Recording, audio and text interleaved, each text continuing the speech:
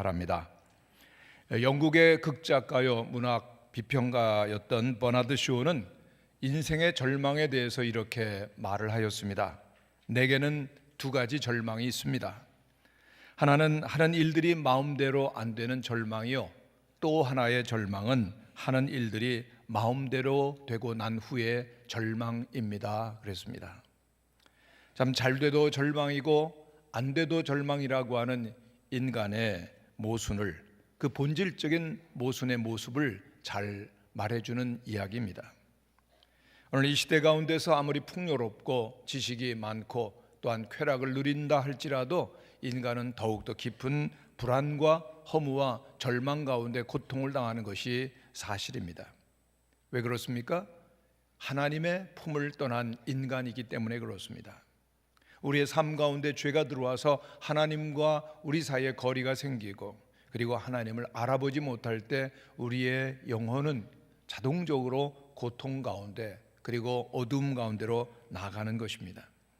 죄로 말미암은 우리의 삶 가운데는 언제나 이와 같은 절망과 슬픔과 고통이 가득한 것을 우리는 경험하고 있습니다.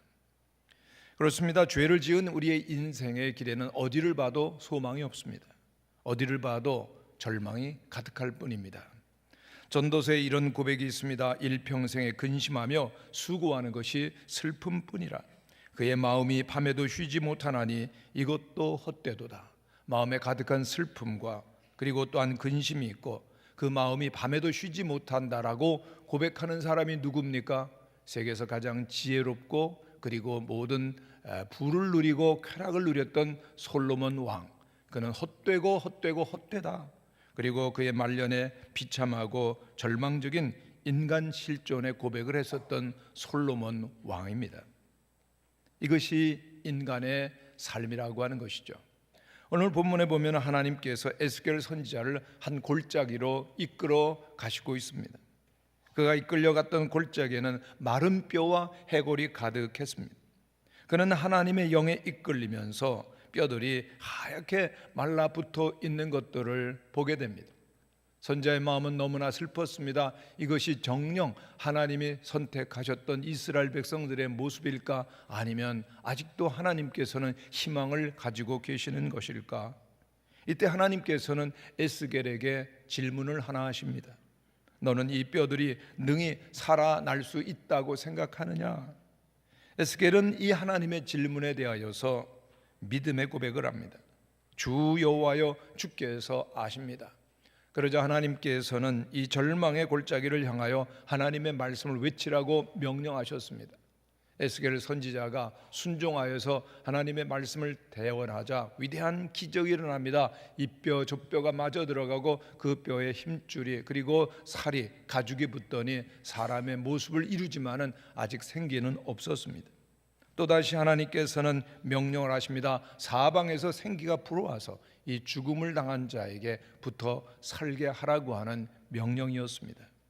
그 명령대로 대원했을 때 생기가 들어가 살아나는데 극히 큰 군대가 됩니다. 너무나도 놀랍고 위대하고 신비한 에스겔의 환상입니다. 이 에스겔이 본 환상의 의미는 무엇이겠습니까?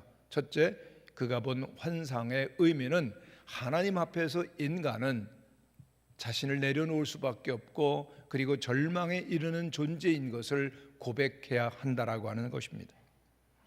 11절에 있는 말씀을 보면 그 마른 뼈들, 이스라엘 민족을 의미하는 것이라고 말씀하고 있습니다.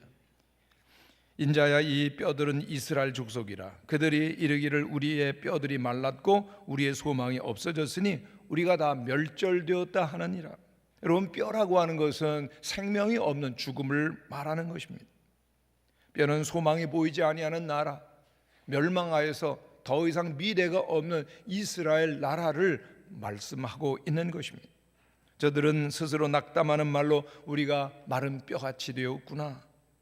그들은 죽음과 절망과 허무함 속에서 어찌할 바를 모르고 있었던 것입니다.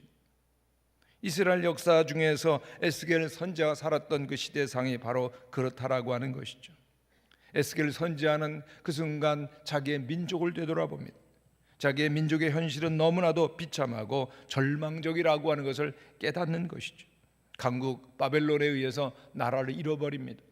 그리고 포로로 끌려다니는 사실을 생각합니다. 그럼에도 불구하고 저들은 하나님께로 돌아오지 아니하며 여전히 자기 멋대로 행하고 또한 서로 다투며 살아갑니다. 이스라엘 백성들에겐 도저히 희망이 없어 보이는데 선지자 그의 눈으로 보아도 더 이상 앞으로 미래가 없어 보이는 절망의 순간이었던 것입니다. 이스라엘이 왜 이렇게 절망적인 상황에 이릅니까?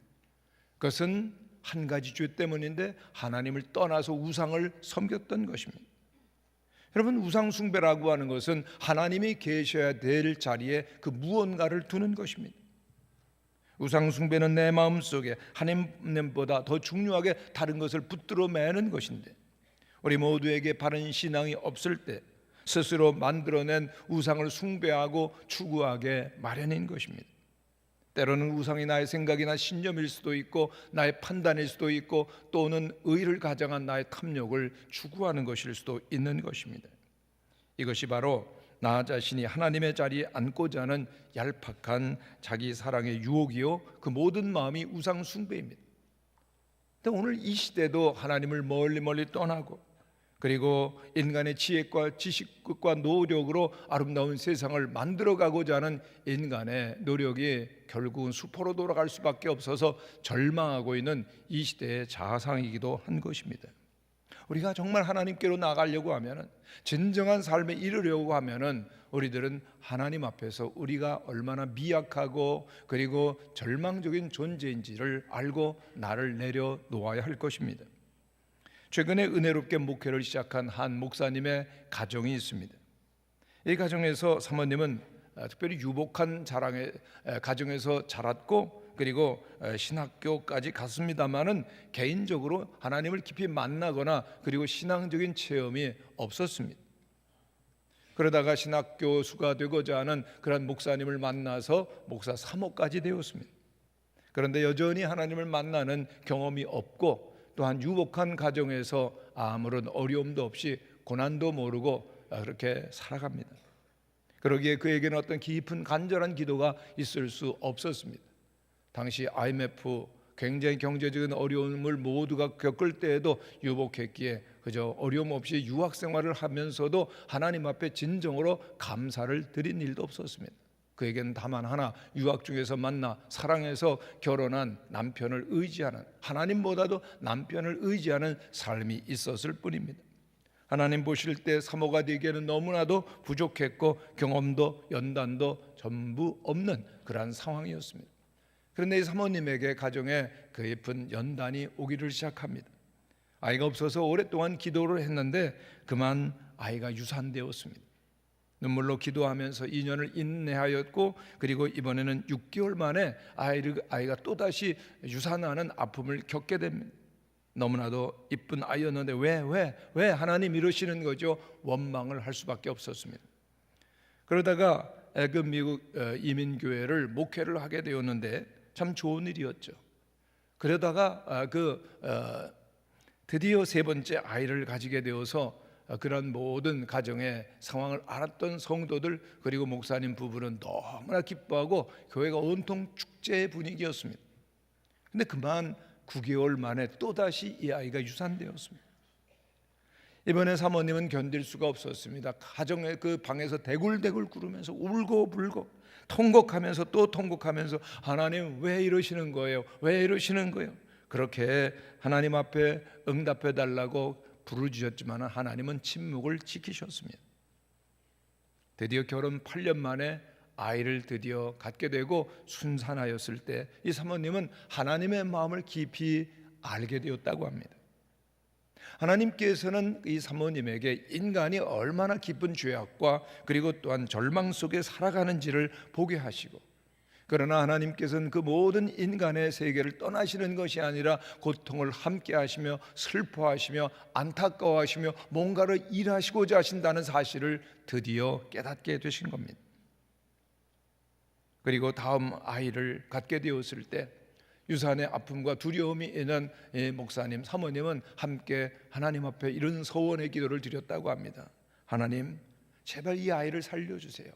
이 아이를 살려주신다면 저희 가족은 교수로서의 길을 내려놓고 목회를 하겠습니다. 그러면서 하나님의 마음을 조금씩 알아가는데, 교수로서 가르치는 생활을 하는 것도 중요하지만은 정말 목회의 길로 하나님께서 인도하시겠는데 왜 이런 아픔이 있는 것일까? 성도들이 이 땅에서 살아가면서 너무나도 큰 고통과 절망과 아픔을 경험하고 있는데, 그 고통을 알지 못하면 그 고통 앞에서 함께 무너지고, 그리고 또한 연약한 인간의 실존을 경험하지 못하고서는 결코 하나님의 일을 할 수 없으리라고 하는 것을 하나님께서 알게 하신다라고 하는 것을 경험했다고 하는 것입니다. 그리고 이제서야 조금씩 목회자의 아내로 자라가고 있다라고 간증할 때 정말 마음속에 깊은 깨달음을 얻게 된 것은, 하나님의 사람으로 목회를 한다라고 하는 것은 인간으로서 가능할 수 없는 일이기 때문에 진정 고통스럽고, 그리고 어려운 연단 속에서 자신을 내려놓는 경험이 없고서는 진정 목회자의 길을 걸어갈 수 없다라고 하는 큰 깨달음을 갖게 되었습니다. 여러분, 하나님의 역사가 우리들 가운데 진정 있기 위해서 필요한 것이 뭘까요? 하나님 앞에 우리들이 얼마나 연약한 존재인지, 우리의 모든 연약함과 그리고 허무함과 절망을 그대로 고백하는 것입니다. 그렇습니다. 철저한 자기 부정이 없이는 진정 새로운 존재로 태어날 수 없는 것입니다. 철저한 절망이 없는 희망은 참 희망일 수가 없는 것이고, 철저한 부정이 없는 긍정은 진정한 긍정이 될 수가 없는 겁니다. 자기를 내려놓고서야, 자기를 부정하고서야 진정한 하나님을 만날 수가 있다라고 하는 것입니다. 두 어부가 자그마한 어선을 타고 그 고기를 잡으러 바다에 갔다고 합니다. 근데 기관이 고장이 나서 그 먼 바다에서 이렇게 표류를 하게 될 때 죽음의 두려움이 막 밀려옵니다. 두 어부 가운데 한 어부는 하나님 앞에 깊은 회개를 하면서 기도를 합니다. 하나님, 잘못했습니다. 저 술도 많이 마셨고요, 저 교회도 안 나갔고요, 가정에도 충실하지 못했고, 노름도 많이 했습니다. 하나님, 제발 살려주세요. 살려주시면 술도 끊겠습니다. 가정에도 충실하겠습니다. 교회도 열심히 나가겠습니다. 이 배에 있는 고기도 다 팔아서 하나님께 바치겠습니다. 그렇게 막 기도하는데 옆에 있는 어부가 말입니다. 여보, 자네 그렇게 기도하지 마. 너무 하나님께 많이 드리겠다고 약속하지 마. 저기 배가 보이잖아. 우리 살았어 이제. 정말 어렵다고 막 하나님을 매달리고 기도하지만, 그것이 진정한 우리의 내적인 변화를 말해주는 것은 아닐 수도 있다라고 하는 것이죠. 교회를 나옵니다. 예배 나옵니다. 그러나 많은 분들 가운데 예수 믿는 것을 삶의 한 부분으로, 그리고 또한 교양의 일부분으로 그냥 내 삶의 어떤 막연한 보탬을 얻을 수 있을 정도로 생각한다면, 그것은 진정 예수 그리스도의 사람이 되는 것은 아닙니다. 예수 그리스도를 믿는다라고 하는 것은 정말 나 자신을 내려놓고 철저히 이전의 삶을 부정하고, 나는 나로서 설 수 없다고 하는 절망을 주님 앞에 고백하고 주님으로만 사는 것임을 기억하시고, 하나님과 함께하는 우리 모든 성도들이 되실 수 있기를 바랍니다. 두 번째로, 에스겔의 환상은 죽은 자들에게 필요한 것은 하나님의 말씀을 들어야 된다라고 하는 메시지입니다. 하나님께서는 에스겔에게 이릅니다. 인자, 이것들이 능히 살 수 있겠느냐? 죽은 지 수십 년이나 되어서 하얗게 된 마른 뼈들이 살아날 수 있느냐라고 하는 하나님의 이해될 수 없는 질문을 우리는 보게 됩니다. 그러나 에스겔은 믿음의 사람이요, 그리고 하나님의 선지자였습니다. 그는 대답합니다. 주 여호와여, 주께서 아시나이다. 한번 따라 하시기를 바랍니다. 주께서 아십니다. 네, 주님께서 아신다라고 하는 이 대답 가운데 포함되어 있는 의미는, 비록 죽은 것 같을지라도, 마른 뼈라 할지라도 하나님께서 능히 살리시고자 하시면 살리실 수가 있습니다라고 하는 믿음의 고백인 것입니다. 그렇습니다. 하나님께서 오늘 이루시지 못할 것은 하나도 없는 줄로 믿습니다. 이 세상을 창조하신 하나님께서 우리 모든 성도들이 어떠한 역경과 그리고 절망과 그리고 어려움 가운데 있다 할지라도 우리에게 소망과 구원을 주실 수 있는 유일한 분임을 믿는 성도들이 되시기를 바랍니다. 이때 하나님께서는 에스겔에게 이 사망당한 뼈들에게 대언하라고 말씀하십니다. 말씀을 전파라고 하는 것입니다. 무슨 의미입니까? 죽은 자들이 들어야 될 것은 오직 한 가지, 하나님의 말씀이라고 하는 것이죠. 하나님의 말씀을 듣지 못한 사람들에겐 진정한 생명이 없기에, 영생이 없기에 죽은 것과 다름이 없는 것이죠. 여러분, 진정 죽은 자들과 같은 우리들이 들어야 될 것은 먼저 하나님의 말씀을 내가 듣는 것입니다. 포기해서는 안 될 것입니다. 나는 소망이 없다. 왜 나는 이 모양일까? 나는 절망적이다. 아닙니다. 하나님께서 나에게도 새 일을 행하실 수 있음을 듣고 믿고 주님의 말씀에 귀를 기울이실 수 있는 우리 모든 성도들이 되시기를 바랍니다. 하나님의 말씀을 읽는 자에게는 절망 가운데서도 소망이 있게 됩니다. 하나님의 말씀을 읽게 되는 자에게, 하나님의 말씀을 듣는 자에게는 슬픔 가운데서도 위로를 얻게 되는 일이 있습니다. 하나님의 말씀을 들을 때 기운이 없어 쓰러진 자라도 하나님을 통해서 삶의 위로와 용기를 얻게 되어지는 것입니다. 이 모든 것은 이 말씀을 통해서 우리에게 은혜를 주시는 하나님의 역사인 것입니다. 말씀에 사로잡힐 때에만 그는 능력 있는, 변화받는 새로운 삶을 살게 되는 것입니다. 현재는 인도네시아에서 선교 활동을 하고 계시는 이용규 선교사님이 계십니다. 그는 하버드에서 박사학위를 받았지만은 그러나 모든 것을 내려놓고 선교지로 갑니다. 그래서 내려놓음이라고 하는 책을 써서 우리에게 잘 알려주신 선교사이죠. 이 선교사님은 언제나 복음을 강조합니다. 하나님으로 채워지기 전에 우리들은 자신을 비워야 된다. 그래서 그가 늘 말씀하는, 강조하는 자기의 성구가 있는데 갈라디아서 2장 20절이라고 하는 것이죠. 내가 그리스도와 함께 십자가에 못 박혔나니 그런즉 이제는 내가 산 것이 아니요 오직 그리스도께서 내 안에 사신 것이라. 내가 육체 가운데 사는 것은 나를 사랑하사 자기의 아들을 버리신 하나님의 아들을 믿는 믿음 안에서 사는 것이라. 그리스도 안에서 살기 위해서, 그리스도가 내 안에 살기 위해서 나는 버려졌다, 나는 비웠다, 나는 내려놓았다라고 하는 고백을 그렇게 강조하는 것입니다. 용규 선교사님은 개인적으로 이런 간증을 하셨습니다. 그는 기쁨으로 몽골에 가서 선교를 했습니다만은 참 자신은 기쁨과 보람으로 그렇게 선교를 하지만은 문제는 사모님이었다는 겁니다. 왜냐하면 그 선교지 상황이 너무나 어려웠기 때문에. 겨울이 되면 20도, 30도까지 기온이 내려가고, 그리고 여름이면은 40도, 50도까지 그렇게 기온이 올라가는 사막 가운데에서 참 외롭기도 하고, 그 상황 가운데에서 많은 선교사 자녀들이 후각이 그렇게 기능을 잃기도 하고 시력이 상하기도 하고 몸의 건강을 잃는 일들이 많이 있고 우울함에 빠지는 경우들이 많이 있었던 것입니다. 사모님의 경우는 너무나 극심한 외로움과 그리고 또한 그 환경 속에서 우울증을 깊이 앓게 됩니다. 그러나 공부를 많이 하셨던 사모님 책도 읽고 내적 치유 상담을 받으면서 문제의 원인을 알게 되었습니다. 외롭고 힘든 그의 마음이 고침을 받아야 된다라고 하는 거죠. 그런데 문제는 답이 없는 겁니다. 원인은 알지만 해결 방안이 없는 것입니다. 근데 어떻게 고쳤느냐?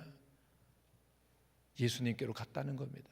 그 예수님의 십자가, 나를 위해서 모든 것을 버려주신 예수님의 십자가 속에서만 그의 심령은 회복되고 그리고 새로운 능력을 얻어서 선교 사명을 감당할 수 있었다는 것입니다.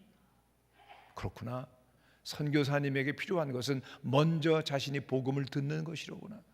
우리 모든 목회자들도 마찬가지고요, 성도들도 마찬가지고, 우리들이 진정한 생명과 은혜를 얻을 것은 하나님의 사랑 그리고 예수 그리스도의 십자가의 복음인 것을 믿는 성도들이 되시기를 바랍니다. 세상에는 온통 거짓과 탐욕, 실망과 실패와 파괴와 죽음의 그림자가 가득합니다. 어떤 인간의 지혜와 지식과 능력과 그리고 또한 노력으로도 문제를 해결할 수가 없습니다. 오직 주님께, 오직 말씀으로, 오직 복음으로 나아가시는 성도들이 되시기를 간절히 바랍니다. 여러분, 오직 예수 그리스도 말씀으로만 든든히 설 수 있다는 사실을 믿으십니까? 정말 믿는다면 우리의 삶에 새로운 개편과 조직이 있어야 될 것입니다. 그러기 위해서는 우리의 삶을 한번 전체적으로 돌아보는 점검의 시간이 있어야 될 것인데, 한번 이 시간 우리의 삶을 돌아보실 수 있기를 바랍니다. 여러분, 우리의 시간을 우리의 삶을 점검할 수 있는 가장 빠른 방법은 여러분의 시간이 어디에 가장 많이 투자되는가를 한번 정리해 보는 것입니다. 다시 말씀드리면 나의 삶의 최우선 순위가 어디에 있는가를 확인하는 것입니다. 여러분, 한번 이 시간 우선순위의 목록을 머릿속으로 한번 그려보시기를 바랍니다. 흔히 사람들은 자신의 우선순위가 어디에 있는지를 모릅니다. 난 하나님이 최고야, 하나님이 우선이야. 그러지만 실생활 가운데서는 그 다른 것이 자기의 우선순위이고, 그리고 필요 없는 일, 그리고 또한 무가치한 일, 원치 않는 일에 시간을 빼앗길 수도 있는 것입니다. 여러분의 우선순위 목록을 한번 정리해 보셨습니까? 무엇이 가장 위에 있습니까? 아마도 많은 분들에게 있어서 최우선순위는 직업이요, 일이요 라고 되실 것입니다. 돈 벌고 승진하고 노력하고 회사가 요구하는 일을 해야만 살 수 있습니다 라고 하는 현실을 반영하는 우선순위일 것입니다. 그러나 다시 한번 그 우선순위의 목록을 보면서 나의 사랑하는 가족들은 어디에 있는지, 내가 믿는 하나님은 과연 어디에 있는지, 내 영혼을 돌보고 그리고 성장시키는 시간은 어디에 있는지를 한번 확인해 보아야 될 것입니다. 여러분, 물질에 대한, 재정에 대한 요구가 시간의 주인이 되어서 사랑하는 가족 관계를 희생하는 경우가 많이 있습니다. 물론 생활을 위해서, 자녀 양육을 위해서는 돈은 필요할 것입니다. 그러나 너무나도 많은 남성들이 너무 늦게 깨닫게 되어집니다. 부부관계에 심각한 문제가 생긴 후에야, 가족들에게 정말 다시는 회복할 수 없는 어려운 문제가 오고 난 다음에 몸이 다시는 회복될 수 없는 아픈 상태에 이르렀을 때, 다시는 일어설 수 없도록 삶이 무너지고 실패했을 때야 비로소 깨닫는 것. 모든 것을 잃어버린 데에야 내 우선순위가 잘못되었다가 우선순위를 정비하지 않았음을 깨닫는다면 너무 뼈아픈 일이죠. 여러분, 안다라고 하는 것은 확신하고 이해하고 결심한다는 표현입니다. 근데 깨달음이라고 하는 것은 간절히 붙들고 지키고 그리고 소유하는 것입니다. 오늘 우리들이 하나님이 정말 중요하고 믿음이 정말 중요하다라고 하면은 그 깨달음에서 믿음으로 그 가치를 붙들어야 되는 것입니다. 그래서 삶의 재조정이 필요한데 어떤 우선순위에 따라서 삶을 재정할까? 케이시 트릿이라고 하는 목사님이 소개한 6가지 F를 소개를 해드립니다. 첫째 우선순위는 예수님을 믿는 믿음, faith입니다. 여러분, 그렇습니다. 하나님과의 관계가 바르게 있어야만 영적 토대 위에 인생을 짓는 것이죠. 아니라면 모래 위에 우리의 집을 짓는 것일 겁니다. 두 번째 우선순위는 정신적, 신체적 건강, 피트니스입니다. 몸과 마음의 훈련의 시간, 건강을 위한 투자가 필요하다라고 하는 것이죠. 이런 몸과 마음의 훈련 시간이 없다면 직업적으로나 그리고 가족을 위한 시간을 낼 수도 없고 아마 연약해서 일찍 쓰러져 죽을 수도 있을 것입니다. 세 번째는 가족입니다. 재정보다, 일보다, 다른 일보다, 약속을 위한 시간보다 가족을 위한 시간을 우리가 가져야 된다는 것이죠. 배우자들과 자녀들과 좋은 관계를 형성하지 못했다면, 여러분들이 아무리 성공하고 아무리 세상에서 지위가 명예가 있다 할지라도 사랑하는 가족과 좋은 관계를 형성할 수 없다면 너무나도 얕은 삶을 사는 것입니다. 네 번째는 교제, 펠로우십입니다. 친구를 사귀고 사람들과 어울릴 수 있는 것, 승진보다 소중한 것입니다. 돈과 명예와 모든 것이 있다 할지라도 친구가 없다면 그 모든 것이 무슨 소용이 있고 행복의 조건이 될 것입니다. 다섯 번째는 재정, 파이낸스죠. 돈을 벌고 가족에 쓸 것을 공급하는 것은 중요합니다만은 이 순위가 우선순위가 아님을 우리는 주목해야 될 것입니다. 성경은 돈을 사랑함이 일만하게 뿌리가 된다고 그랬습니다.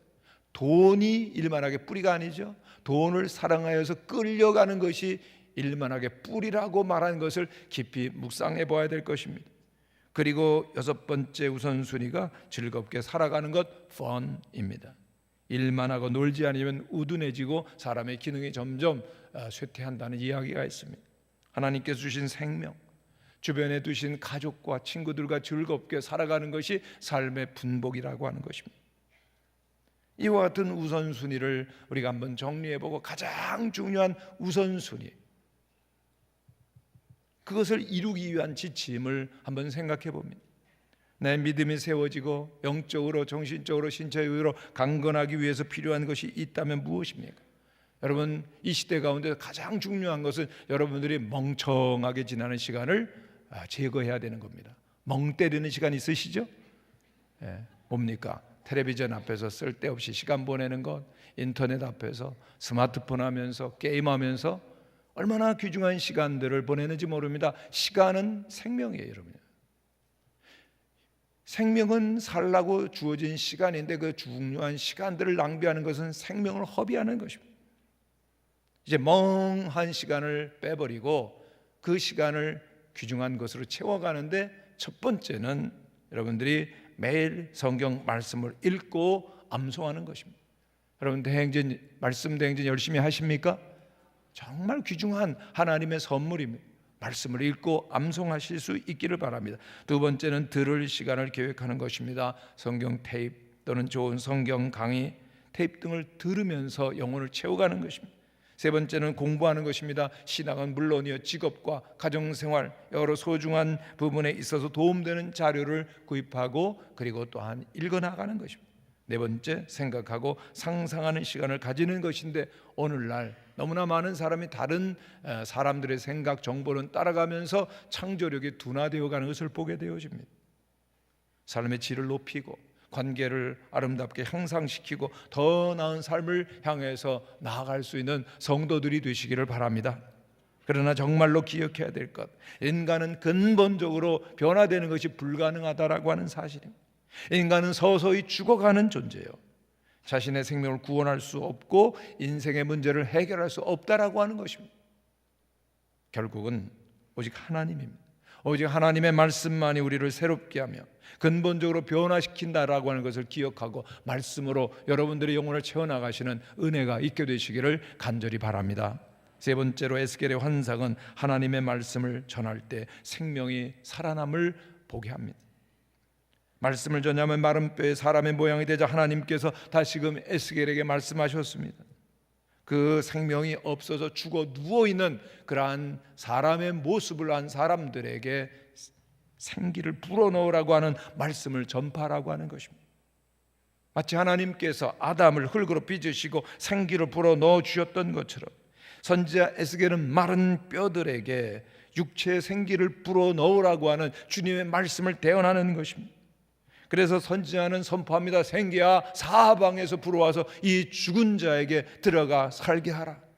성도 여러분, 이 시간 예배 드릴 때 사방에서 하나님의 생기가 우리 이전에 가득하고 여러분의 심령에도 채워서서 하나님 안에서 다시금 살아나는 놀라운 소생의 시간이 되시기를 간절히 바랍니다. 하나님의 생기가 필요합니다. 여러분, 이 시대를 살다가 보면 어떤 분들을 만나면 영혼이 사라진 분 듯한 느낌을 받게 됩니다. 분명히 뭔가를 다 알고 갖춘 것 같지만 생명이 없고 진리가 없어서 대화가 통하지 아니하고 죽은 것 같은 사람들을 만나죠. 그렇습니다. 하나님의 말씀이 없고 하나님의 생기가 없는 사람은 살았다 하나 죽은 것 같은 사람들입니다. 그들에게 무엇이 필요합니까? 하나님 말씀이죠. 말씀이 들어갈 때만 그들은 큰 군대가 되고 하나님의 나라를 위하여 헌신할 수 있는 주님의 사람들이 되는 것입니다. 하나님의 말씀만이 사람을 변화시키는 능력입니다. 하나님의 말씀은 살아 역사하시는 하나님의 생명입니다. 성도 여러분, 오늘 우리가 살아가는 동안 주의 말씀을 사랑하며 주의 말씀의 인도를 받으며 주의 말씀을 지켜 행할 수 있는 성도들이 되시기를 바랍니다. 그리고 중요한 것이 있습니다. 내 마음속에 하나님의 말씀으로 채울 뿐더러 생명으로 가득히 채울 뿐더러 내 안에 가득한 생명 그리고 주님의 말씀을 전해야 된다라고 하는 것입니다. 죽은 수많은 사람들을 향하여서 주의 음성을 전하실 수 있는 성도들이 되시기를 바랍니다. 하나님 멀리 떠난 삶을 살았던 사람들, 마른 뼈와 같은 인생도 주의 음성을 듣게 되어질 때 다시금 위대한 하나님의 사람으로 거듭나게 될 것입니다. 여러분 주변에 있는 불신자들에게, 하나님을 알지 못하는 사람들에게 외치시기를 바랍니다. 마른 뼈들아 살아나라. 속으로만 외치시고요, 예수님을 여러분들이 전하시기를 바랍니다. 여러분들이 주님의 말씀을 전할 때 그들이 살아나는 것이죠. 교회가 살아나는 겁니다. 내가 사는 것입니다. 이웃도 살고 세상도 살아나가는 것입니다. 말씀을 전할 때에만 생명이 가득합니다. 내가 가정이 살고 그리고 교회와 세상이 살아나는 것입니다. 주의 말씀으로 충만하시고 성령에 충만한 우리의 성도들이 되시기를 간절히 축원합니다. 그리고 우리의 가득한 그 생명을 이웃들에게 전하는 것이죠. 최근에 우리 교회 김호근 은퇴 장로님께서 병원에 입원하셨는데 그 폐암으로 진단을 받으셨습니다. 평생 교수님으로 그리고 총장님으로 교육계에 헌신하셨고 믿음으로 사셨고 그리고 정말 자신을 잘 관리하시고 늘 건강에 대한 지식이 있으셔서 많은 성도님에게 저에게도 건강을 그렇게 가르쳐 주셨던 분입니다. 평생 한 번도 병원에 입원해 보신 적이 없으실 정도로 건강하셨는데 딱 한 번 입원하셨는데 폐암으로 진단받으셨을 때 충격이 얼마나 크셨겠습니까? 그런데 장로님을 찾아뵈니까 장로님 간증하시더라고요. 목사님, 제가 병원에 있을 때 전도를 했습니다. 바로 옆자리에 환자가 있는데 믿음을 가져야 될 분, 믿음을 가졌던 사람인데 요즘 믿음 생활하지 않는 것을 보고서 믿음이 필요합니다. 우리 인간은 나그네입니다. 자꾸 말씀드려서 그분이 예수님을 영접하고 믿음의 생활을 결단했다고 합니다. 뿐만이 아닙니다. 계속 전도하는데 가족이 옆에서 그 환자 옆에서 계속해서 다투고 싸우는 모습을 보면서 그 마음이 상한 가족들을 위로하고 그리고 결국은 그 환자에게도 예수님을 전해서 그분도 예수를 믿었다는 겁니다. 병원에 있으면 참 좋은 것 중에 하나가 자꾸만 옆에 있는 동료가 바뀌는 거죠. 이번엔 술 먹었고 병 들어온 환자가 있더랍니다. 근데 그 아내는 열심히 순복음교회를 다니고 있더래요. 그래서 얘기를 했답니다. 왜 이렇게 술을 먹어요? 술을 먹어서 병 들었는데 계속해서 그렇게 하면 죽어요. 아내 말 들으세요. 아내와 함께 교회 나가세요. 자꾸만 얘기했더니 그분도 예수님을 믿겠다라고 그렇게 마음의 결단을 하고 또한 새로운 생명을 얻게 되었다고 합니다. 할렐루야. 제가 그분을 찾아가서 장로님을 찾아가서 마음에 도전이 되는 겁니다. 아, 지금 이분은 뭘 하고 계시지? 폐암에 대해서 고통스럽지만은 믿음이 든든히 그 영혼을 붙드시고 오히려 만나는 분들에게 하나님의 은혜를 간증하고 전도하시고 그리고 자신을 열심히 지켜나가시며 꼿꼿한 자세로 그렇게 병과 싸워나가고 운동도 하시는 모습을 보면서 얼마나 도전이 되는지, 야, 우리 무학교 장로님 다르시네. 아멘. 정말 은혜가 되더라고요. 그러면서 목사님, 제가 연구 생활만 많이 했는데 헛되입니다. 헛돼. 제가 이제는 열심히 이웃을 위해 살겠습니다. 하나님 앞에 다시 살려달라고 기도하고 고쳐주시면 감사하고 그리 아니하실지라도 하나님만 바라보겠습니다. 할렐루야. 야, 정말 감당할 수 없는, 세상이 이길 수 없는 아름다운 믿음의 우리 장로님을 보면서 깊은 은혜를 받게 되었습니다. 여러분, 이 시대를 살아가면서 여러분 하나님의 사람으로 살아가시기를 바랍니다. 하나님의 사람이 해야 될 일이 무엇입니까? 에스겔의 환상을 다시 한번 꾸는 것입니다. 절망과 죽음의 시대 가운데 소망과 생명을 전하시는 성도들이 되시기를 바랍니다. 오늘 우리의 현실은 그야말로 마른 뼈들이 철비한 그런 절망의 골짜기로 보입니다. 아무런 소망이 없고 그리고 슬픔과 어둠과 죄악과 탐욕과 거짓만으로 난무하는 세상 같습니다. 내 욕심대로 되어지지 않는다고 사람들이 너무나 쉽게 자기의 목숨을 스스로 끊어버리는 일도 우리는 보는 세상 가운데 있습니다. 그러나 하나님께서는 우리에게 선지자의 눈으로 세상을 보라고 오늘 에스겔의 환상을 보여주셨습니다. 절망의 시대 그리고 또한 어둠의 시대 가운데도 생명과 소망을 전하라고 하시는 주님의 말씀인 줄로 믿습니다. 우리 모든 성도들이 하나님의 말씀을 들으셔서 새로운 생명으로 충만하시고 어둠 속에 있는 수많은 영혼들에게 하나님의 복음을 전하는 귀한 은혜가 있게 되시기를 간절히 축원합니다.